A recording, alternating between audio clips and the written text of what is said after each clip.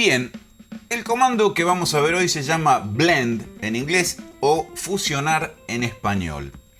Ya todos conocemos el comando fillet, que une dos elementos con un tercer elemento, un arco. Y este arco puede tener un radio. Por ejemplo, en este caso vamos a hacer que el radio sea de 0.5.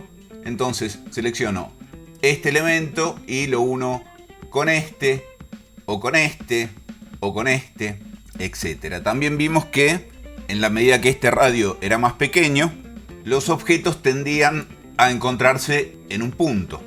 El caso extremo sería un fillet de radio 0. Entonces este se encuentra en un punto con S, en un punto con S, en algún punto con S, etc. Esto también servía para arcos. Yo puedo hacer un fillet de un radio considerable, por ejemplo S, entre este elemento y este, por ejemplo, o este, o este. Inclusive también se pueden hacer fillets o empalmes entre distintos elementos, por ejemplo, entre una línea y un arco. Hago un fillet entre esta línea y este arco, por ejemplo, o este arco, o este arco. Pero ¿qué pasa cuando los elementos que tenemos que enlazar son splines? Las splines sabemos que responden a una curva matemática. Si yo utilizo el fillet entre esta y esta, el elemento que une a las dos splines pertenece a otro orden, porque es un arco. Y ninguna de las splines tiene un centro como lo tiene un arco. Más allá de que se puede hacer, para esto viene a ayudarnos el comando blend.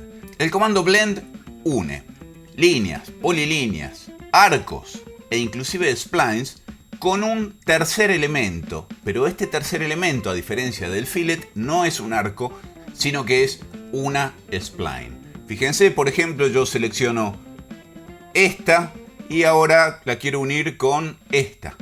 Y ese tercer elemento que se genera es una spline, o con esta, o con esta, o con esta, con cualquiera. A diferencia del fillet, que depende de un radio y ese radio tiene que estar dentro de un rango determinado, porque si no, no se puede conectar con los dos elementos que yo quiero conectar. Con el blend no tengo ningún problema. Fíjense cómo con cualquiera, en todos encuentra la solución. Y el resultado es otra spline. Posee dos opciones de continuidad. Al ejecutar el comando tenemos abajo la opción de continuidad y tenemos la opción tangente, que era la que estábamos usando ahora, y tenemos la opción smooth, que es un poquito más relajada. Fíjense, esa es la smooth y vamos a hacer la tangente ahora. Entonces pongo continuidad, tangente entre esta y esta. La diferencia es mínima, pero se nota. Cada uno de ustedes verá cuál le sienta mejor. Obviamente, al ser una spline, yo puedo modificar luego su curvatura, solo que en este caso ya estoy rompiendo con la tangente.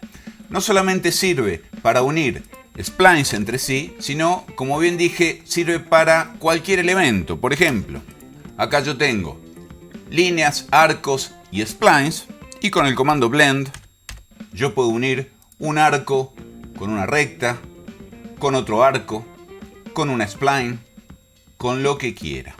Finalmente, si yo quiero que todo esto pase a ser una sola curva, puedo utilizar el comando join, que ya lo hemos visto, que a diferencia de la última vez que vimos el comando join, vamos a ver que en este caso la resultante no es una polilínea, sino que es una spline.